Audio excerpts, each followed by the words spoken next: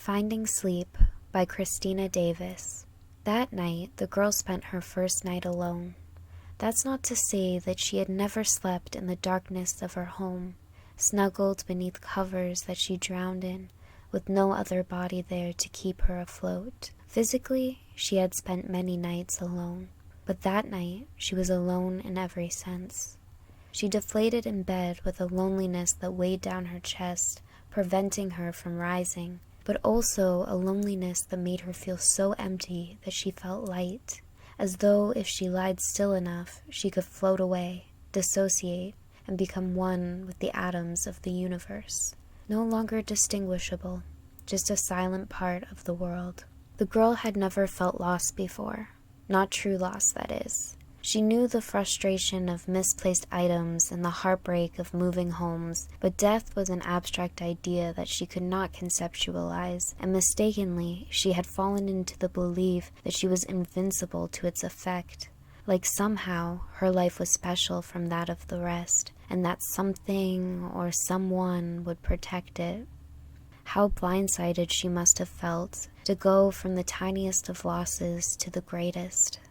The girl tossed beneath her sheets, making sounds that even she couldn't recognize. The primal being within her cried out in fear, because it had discovered that its efforts to survive were fallible. It is known that death is inevitable, but we do our best to repress this truth in order to live with any meaning at all. But life will sometimes scream it, hold your face in place, and prevent you from looking away. This is death. This is coming. When someone who is so real to you dies, you feel like you're watching an impossibility become reality, but it has always been possible. Eventually, the tired girl became still. Her thoughts were less primal and more defeated. I wonder, if we inherited instincts from our animal ancestors, then why do we sometimes consider death? Against all instincts of the fighters and flighters that came before us, we sometimes look at death as something marvel. Is this some defect in our genes? Are we the faultiest in the world where the fittest survive? The girl considered the peace that could come from an end. Her own story had felt so entwined with that of her mother's, it did not make sense that hers hadn't ended along with it. What pieces did she have left? What story could she salvage for herself with so many significant chapters torn out?